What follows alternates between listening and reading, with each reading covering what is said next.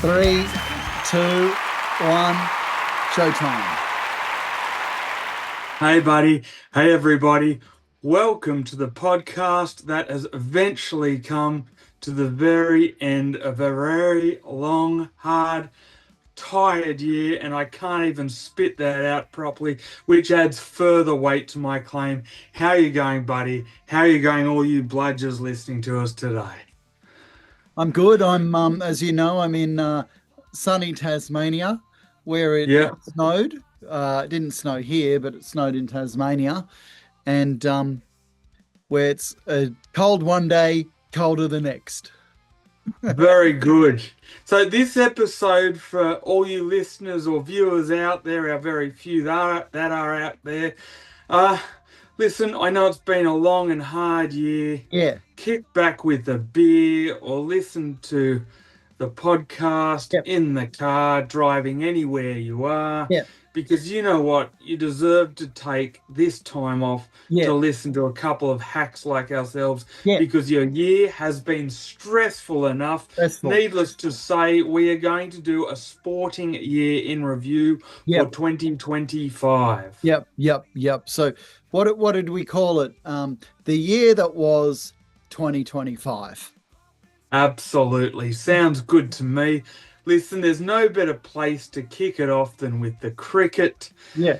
Given that cricket is Australia's national, not only national sport, but national summer sport. Yeah. Nothing else happens in summer other than cricket. And look at this beautiful day of summer behind me in Hobart, you know? Absolutely. Nothing but grey, wet, And you wintry summer. I'm doing walks in the morning and my fingers are just freezing. Do you know what I mean? That's just, Yeah. anyway. Mate, you know it's crazy. I work all the way up until Christmas. All these earlier days in December, as hot as hell, beautiful beach weather. Yep. The one time I've got to enjoy it, it's cold, grey and miserable. Yeah. Nonetheless, we will kick off the beginning of the year, starting with January. back in January. Absolutely. So Australia actually finished off their test campaign against the Indians, winning the 5-match series 3-1 after dropping the first game pretty badly, but in true Australian spirit, they stormed back to win it, which was fantastic. Yeah. We get to the back end of this year, which is more important, which people want to hear about, because the other one was bloody 11 months ago. Yeah, so remember. who gives a rat's? Yeah. But you know what? Every beginning has an end. Yeah, that's true. And so we go to the Ashes. Now, I've got to say, this Ashes series has practically been that. Just a pile of ashes, absolute nothingness, complete one-sided, just rubbish. 3-0 Australia are leading into today's Boxing Day test. Yeah. It really has been one-way traffic, hasn't it? And it kind of no one wins when it's just a walkover, or do you think it's more popular when Australia just smashes the Poms? Like you kind of want a little bit of competition. Like I'm not saying I don't want Australia to win. I'm just saying you want a bit of competition. Yes. Yeah. I've got to be honest. I think you're right. Now, I think it's both Australia and England love winning. But I think deep down, when it becomes too one-sided, I think fans from either country would like a little bit of a contest. Yeah. So, for the record, I think England's only highlight for the whole series has basically been 1 century by Joe Root in the second test. The rest of the series is having a bludger of a series, as have all of their other players. Now, that's not just to sort of hate or rub in their losses, but honestly, if I went through statistics, there'd be nothing to speak of. Nothing to talk of. Yeah. It may as well be you and I, like, donning the bloody England cricket cap. Yeah. Well, what can they do to make it a bit more exciting? Can they play some A-grade players, like as in, the step down, or what are you going to do? At this stage, I think England's best option would be to hire a gun or buy a gun Oh, and get the crosshairs right onto Mr. Mitchell Starc, who has been Australia's premier player throughout the series. If I'm going to mention anything throughout the series, it's been Mitchell Starc. Absolutely amazing. The player of the series. It's night and day between the next best person. For the record, he's actually got 22 wickets for the series at an average of 10.18, which is 1 wicket every 17 balls. Jesus. That's Which is amazing. ridiculous, isn't it? That is It's crazy. Yeah. And not only that, he's contributed with the bat. Yeah, He's also scored 2 half-centuries at an average of 47.7. he's got double the best that the best English player has got, and that's just forgetting about his bowling. You know what I mean? In the batting, seriously, Correct. it's ridiculous.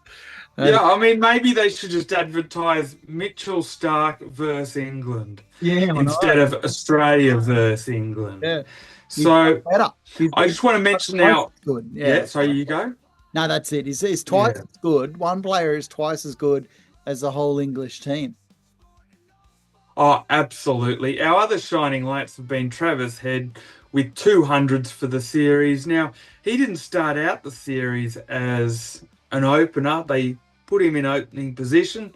And, well, he's well and truly done the job for them. And I think we've really solidified a good wicket keeper in Alex Carey, who scored a century last test and a half century in his last test. Very forgettable series for England. No players of great note, no statistics of great note for them. But let's see if they can make the remaining tests a bit of a contest, because that would be good. Australia's already won the Ashes. Yep. All right. Moving on. So cricket's done for the year. What about we're going to start at the beginning? I guess the Australian Open is in January. We can talk about that first, or We can. I'll just roll whatever you say. Yeah, we can go the Australian Open, absolutely. So if ever there was a series or a year, I should say, I still caught on the cricket thread, if ever there was a year of 2 people dominating men's tennis, it was this year. Yeah. Both Sinner and Alcaraz have 2 majors each for the year. They've given nothing to nobody else. And was Sinner's drama, was that this year or last year? God, it's hard to even think, Yeah, it was at the end of last year. This year he was totally clean for it. So that was all good. I believe that drama, it had reared its ugly head leading into the Australian Open again. But by that time, the drama had pretty much died down. It had just been in the publicity. And he didn't miss any Opens, No. So, his punishment was shaped around him still being able to do all the Opens, Yeah, I call it sportsman's privilege these days. Well, that's the wintry summer we're having, isn't it? Sportsman's privilege. There's a lot of that flying around this year. And probably in the future too. So for the record, Sinner actually beat Zverev last year in the Australian Open final. 6-3, 7-6, 6-3. Then it went to the French Open. Now, that's okay. In the French Open, Alcaraz won that one, defeating Sinner 4-6, 6-7, 6-4, 7-6, 7-6. Now, the next one was Wimbledon. Sinner got his revenge there, beating Alcaraz 4-6, 6-4, 6-4, 6-4. And finally, in the US Open, Alcaraz gained his revenge back, beating Sinner 6-2, 3-6, 6-1, 6-4.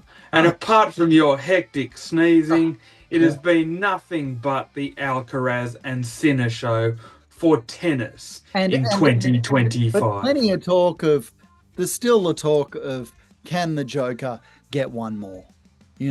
I don't think so. I think, though, what I will say is it is phenomenal that this guy is still making quarterfinals and semi-finals at the back end of his career. Like, he's doing better than any other Australian tennis player at the moment. So if we have an Aussie that makes a final or a semi-final, we're raving about it deluxe. We're talking about this guy that's 39, talking about him being washed up and still making semi-finals. Yeah. He's not washed up. I just can't see him getting over the hump and Yeah. getting past the Sinner and Alcaraz show. It doesn't mean that he's not better than them. He's miles better than them. The man has had 24 majors. How many, Best tennis player ever. how many are they Legend, but I sitting, don't think you'll get the last one. how many is Sinner and Alcaraz sitting on? How many open titles? I believe it's 6 and 4. Okay. I think it's 6 for Sinner and 4 for Alcaraz. You might need to check Dr. Google for that, but it's something along those lines. But They still have it's a long amount to way play. away from 24. Huge. You know, The I know flip that they're young. They're young, Mm. both young, but it's like 4-6 years of winning. Like, and they're still not there. 24 divided by 4, like 6 years of winning every Yeah. one before they catch up, or before they get okay. They've got 4 or 6, so it's 5 years of winning them all just to catch the Joker.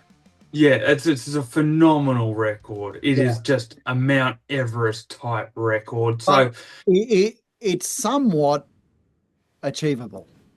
it is achievable, but I tell you what, there are certain things lending itself to being achievable. Not only their age, but the fact that it's the Sinner and Alcaraz show right now, and I think it will be for some time, and they don't have a third protagonist in the picture. So Yeah. at least you had Nadal, Federer, and Djokovic. And These two guys might Murray. share those majors without that third protagonist in there. Remember, you had Murray for a bit.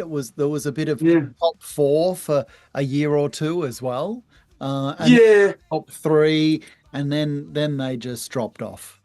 Yeah, I liken it to this. If it was a 100-meter dash and there were 4 in the race, Murray probably dropped off at the 25-meter mark or 30-meter mark, and the rest it was sort of the big 4 at the beginning, but it very quickly became the big 3 and the big 3 only. Obviously, with Federer 20 majors, Nadal 22, and Djokovic 24. I think Murray only got a couple anyway. This was, mate, like I say, probably didn't even make the 10-meter mark of the 100-meter dash when it was the big 4. But listen, it was what it was for a very short time, but a very short time it was.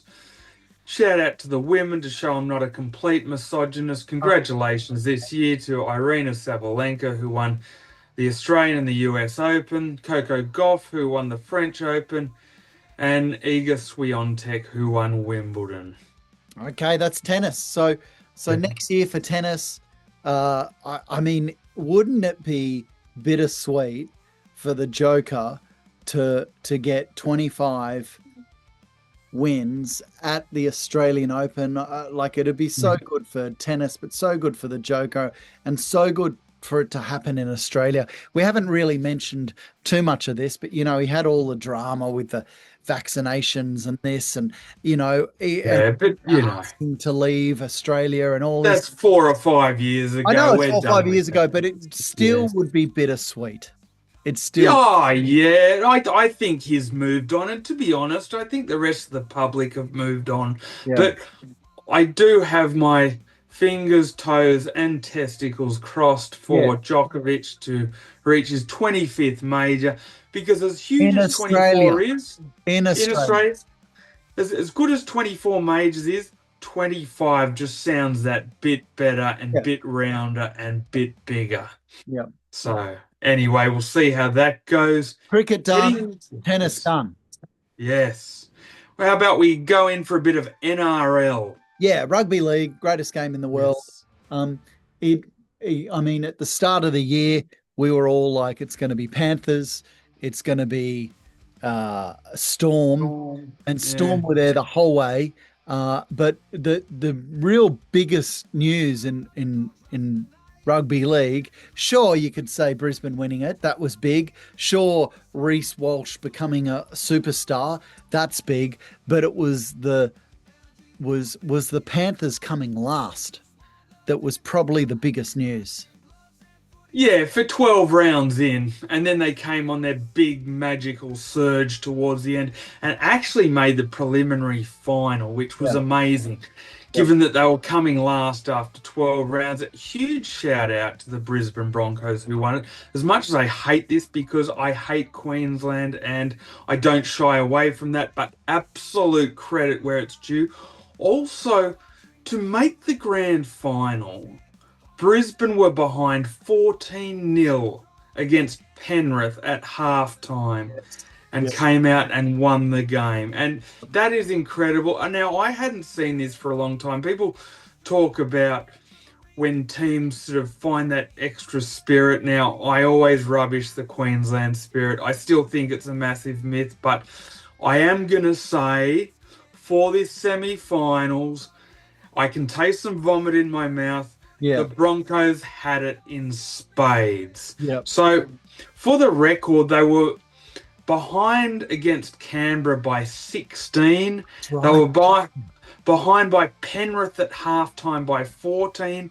And in the grand final, they were behind against the Storm by 10. Yeah. It was 22-12 at halftime, and they ended up winning the second half 14-0 against the Storm, whose tyres just seem to be spinning in the mud in that second half. Yeah, yeah. Wow. What a year, you know? Yeah, for the huge Broncos. year. What a year.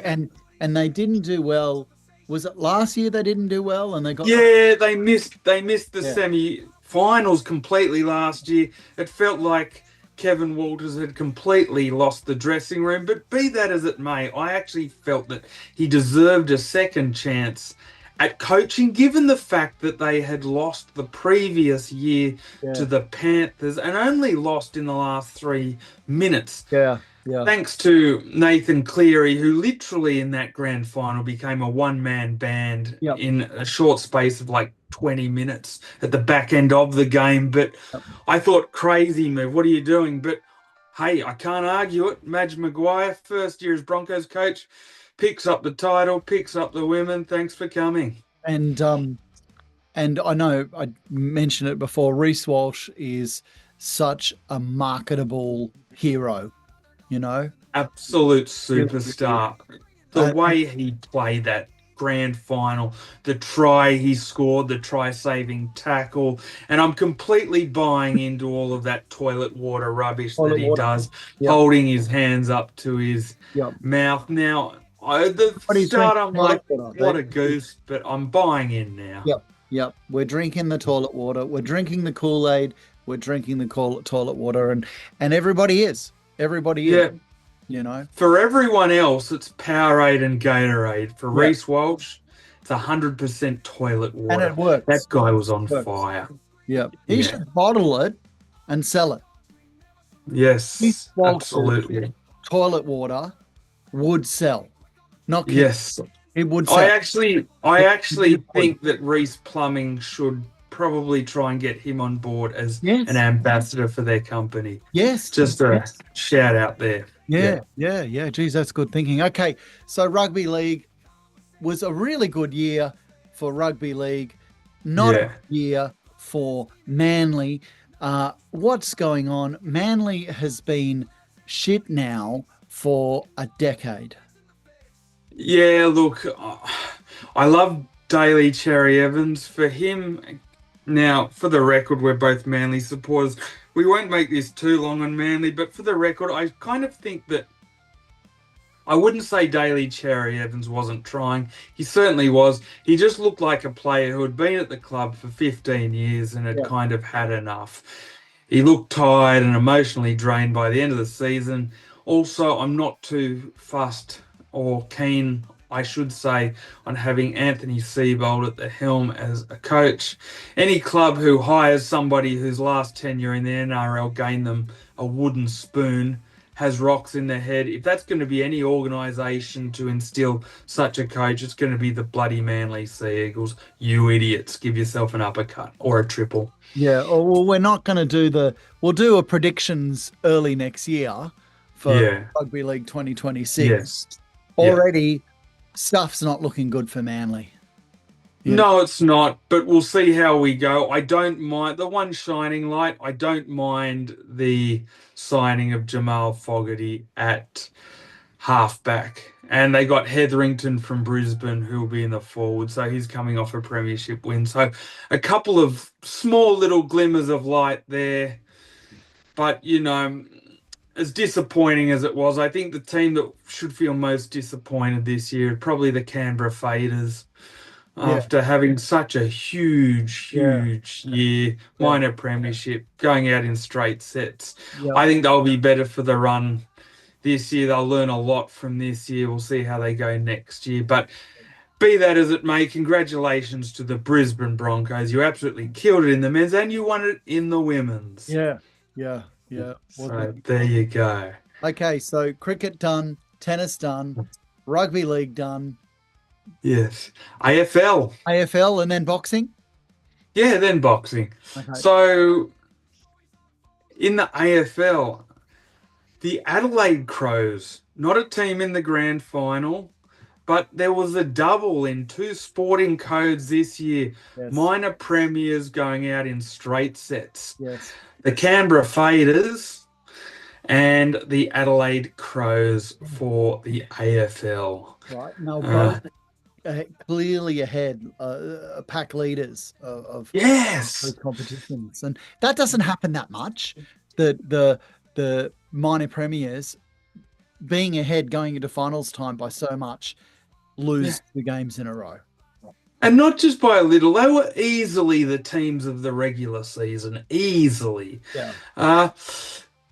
Unfortunately for Adelaide Crows, heading into the semi-finals, they lost their star player Isaac Rankin due to a homophobic slur. You got to watch your words these days. Yeah. You can't look at someone or fart in the wrong direction, the wrong way these days. Otherwise, that's right.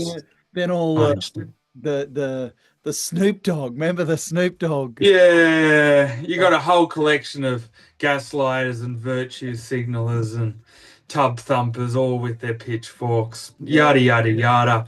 Big yawn.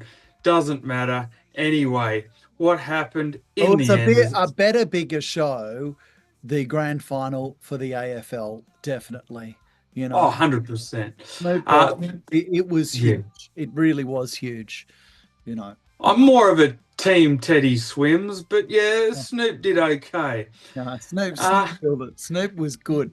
Teddy Swims was forgettable. We've already everybody's forgot his name. I tell you what. Now, yeah. Teddy Swims is a big fucking mean-looking unit. I reckon when the Storm were losing that game right at the end, they probably could have brought Teddy Swims on, asked for an exemption to have him on the bench. And Teddy Swims and his 120-kilogram frame and his big Viking beard could have barged over for a 20-meter try, carrying the rest of the Broncos with him. Snoop Dogg, I tell you. Snoop, old Snoop grandpa would have been smoking joints on the field. And oh, mate, someone runs at him. He's holding up the give way sign with the fluoro vest, let me tell you. Yeah. Anyway, the Brisbane Lions won 122-75 in the grand final. And Will Ashcroft, who plays for the Brisbane Lions, picked up his second Norm Smith medal, which is the man of the match in the grand final. Second one in a row at just 21 years old. Wow. So I know I knew this, but I knew this and you knew this, but Brisbane was the center of sport for 2025, wasn't it? Oh, 100%. They won in the men's NRL. They won in the women's NRL. They won the Origin 2-1. Yep. And, they win the AFL. They literally It was the year of Queensland. Yeah, I needed a big, long, clean shower and umpteen toothbrushes to wipe the vomit out of my mouth yeah. at the end of this year. Because as a New South Welshman eating humble pie this year, but congratulations to all of Queensland. Uh, You deserve all the credit in the world. it's true. Yeah, it's true. But you know what? Yes. Like as we said it, I would rather the Broncos win than Melbourne win. Yeah, me too. Me too. As much as I don't like Queensland, I absolutely hate Melbourne. Yeah, You dirty, filthy cheats. yeah, yeah, And you did that for 4 years. yeah, yeah. That's the other thing. Just quickly on Melbourne, it might be becoming a little bit of a psychological issue winning grand finals now. Yeah. People forget that is the second grand final in a row that they've lost. Yeah. Also, I want to mention Brisbane. For as good as they were at winning the AFL, people forget they've been in the last 3 AFL grand finals Yeah. and won the last 2. So, congratulations. Their credit continues to flow for you guys. Really. Yeah. Okay. Oh, and sorry, just one more commiseration to Yep. Geelong. Yep. Unfortunate for them, they actually won the first semi-final, which in AFL terms they call the qualifiers, Yeah. 112-74 against Brisbane. That is one of the worst ways to lose, knowing you actually beat a team in the semis, but you face them and lose them in the grand final. Oh, God. You know? Yeah, it's shocking. Oh, my God. And smashing them, you know, almost. I know. And then getting to the grand final and losing. This is the worst kind of hangover. Yeah. Yes. Okay, I want to quickly. It's done. Cricket done. Tennis done. Rugby league done. Aussie rules done. Yeah. What's the next one? Just a quick one for golf. Golf. Okay. So, my golf report is all of the majors in golf this year were won by players not named Tiger Woods. Okay. If you're a golfing fan and you're disappointed by that review, 10 minutes. Yep, that's all we've got for you, and we'll do better next year. Moving on to boxing. Boxing. Okay, let's talk about boxing. Yes. Boxing, Australian boxing. I guess how many wins did Jai Opetaia get this year? He actually had 3 victories this year. So he beat David Nyika in round 4. Yeah. Beat Claudio Squayo by a TKO in round 5. And his most recent fight, which wasn't his best fight, but guess what? He still won by KO in round 8. So he moves to 29 wins, no losses, no draws, and 23 KOs. Great wins. We're like, and actually pretty good competitors too. Like all of those were solid. They weren't wash bags. They weren't bricklayers from here in Tasmania. They were decent. Absolutely Australia's premier boxing. We've been saying that for a long while on this show. In fact, we were saying that on this show. It's on the record before Zhu had his first loss. Yeah. So when most people thought it was Tim Zhu, we here at the Red Hot Underdogs were still on Team Opetaia. Speaking of Tim Zhu, so how's that been going? For this year, his losses were late last year, weren't they? So for the record, last year in 2024, he lost that 12-round decision to Sebastian Fundora due to the big cut, highly publicized. We don't need to talk about that too much more. And then he got absolutely destroyed and annihilated by Bakram Murtazaliev, who has one of the... Last year. Huh? Was that last year? Last year. Okay, yeah. Yeah, last year. Sorry, did I say this year? No. Who knows? I don't know what. Yeah, I'm backtracking. Yeah. So this was in 2024. Yeah. And Murtazaliev has probably one of the worst managed boxing careers in the world today. He still hasn't fought since that fight, would you believe? So anyway, Zhu lost. And how is he holding on to a belt? Fought since then. It's boxing. It's the wild, wild west. Who knows? Your guess is as good as What is mine. he So injured or something? What excuse can you use to not box in how long's that?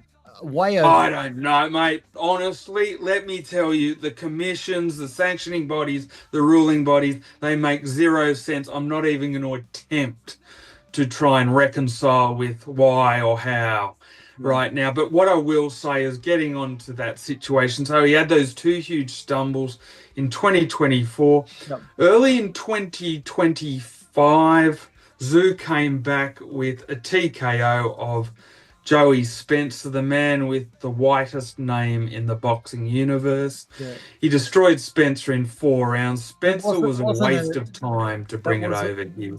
that wasn't a big thing, really.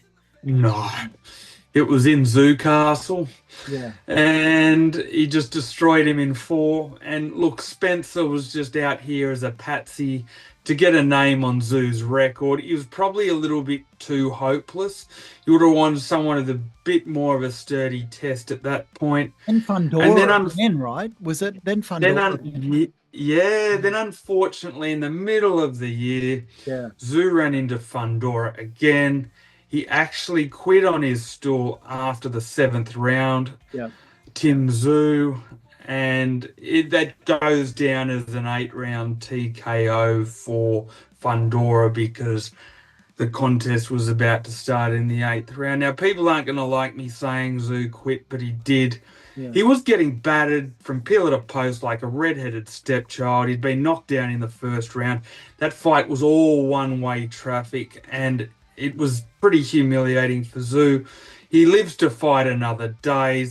And then we fast forward to Zoo against Velasquez recently. Tim Zoo won a 10-round unanimous decision in what is being seen as the rebuild and the comeback. He even changed not only his whole team but his ring name from the Soul Taker, because you can't go with that when you've lost 3 of your last 4, to the Phoenix in an attempt to rise from the ashes. Yep, rising from something.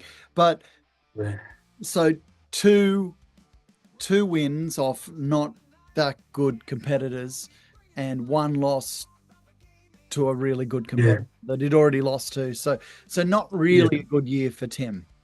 No. And I know people won't like me saying that Tim quit, but he did get beaten badly. He didn't come out again. Essentially, that is quitting. People have fought through tougher adversity and finished the fights. I know when Jai Opetaia won his first title against Myris Bradis, he actually had his jaw broken in the 3rd round and won on points. Yeah, wow. So, but be that as it may, Tim still gets all the love. But we at the Red Hot Underdogs give a whole lot of love to Jai Opetaia. We hope he can emerge as Australia's premier star. He already is, but more so in the eyes of the public. Yeah.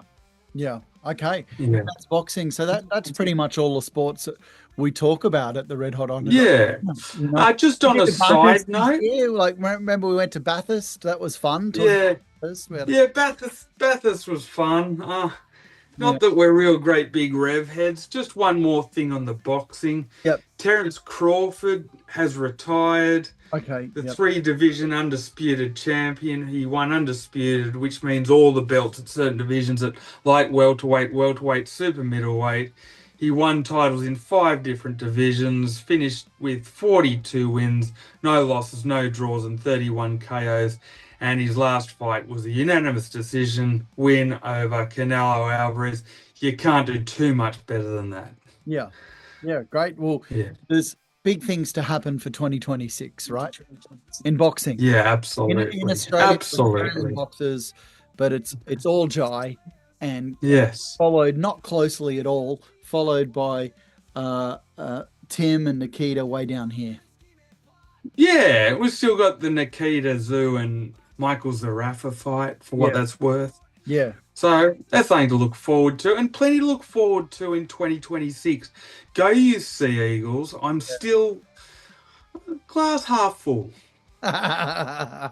Despite a terrible fucking coach and losing our halfback. But that's okay. Yeah. Okay. Yeah, we'll see where we go. All right. Anything else you want to add? Nothing. No. Just I could get on and look at some. Oh, we did quite a few fun ones this year too. You know, Yes. like Oh, 10 the only other thing I do want to mention, just quickly before we go, 2 minutes. Yep. 2 minutes. The two celebrity privilege awards for 2025 go to Sam Kerr and Ezra Mam. Congratulations. Okay, all right. Yep. Was Sam Kerr's drama this year or last year?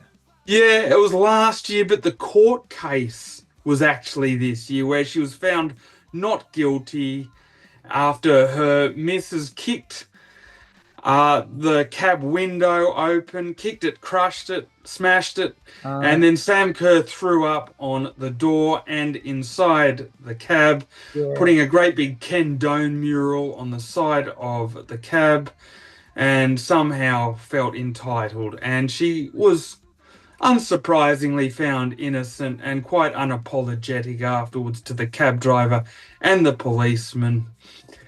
And at the end said, "Oh, thank you everyone for my support. I look forward moving forward with my career." How about a sorry to the policeman you called a stupid white male with white privilege? And how about a sorry to the cab driver who you ruined his earning capacity? Ezra Mam put a woman and a 4-year-old child in hospital. 4-year-old child had a broken hip and got the biggest limp-wristed punishment of all time, a 9-game suspension. Ridiculous. Yeah. So they were the biggest stories for you and I. We had quite a few thousand views for anything Sam Kerr and Jai Opataya, really. Yeah. Funny. The two ones I'd least expect to get the biggest views. But you know why? Because I think they're actually people that people try and type on and look at on the YouTube but don't have a lot of views on. Yeah. And there are a lot of people searching for footage of or information on those people. Yeah. Drewy, so there you go. Happy New Year. You're beautiful. Here's to 2026. Beautiful. Thank you, everyone. Don't forget to like and subscribe. Yeah. Thank you. From Tasmania. Yes.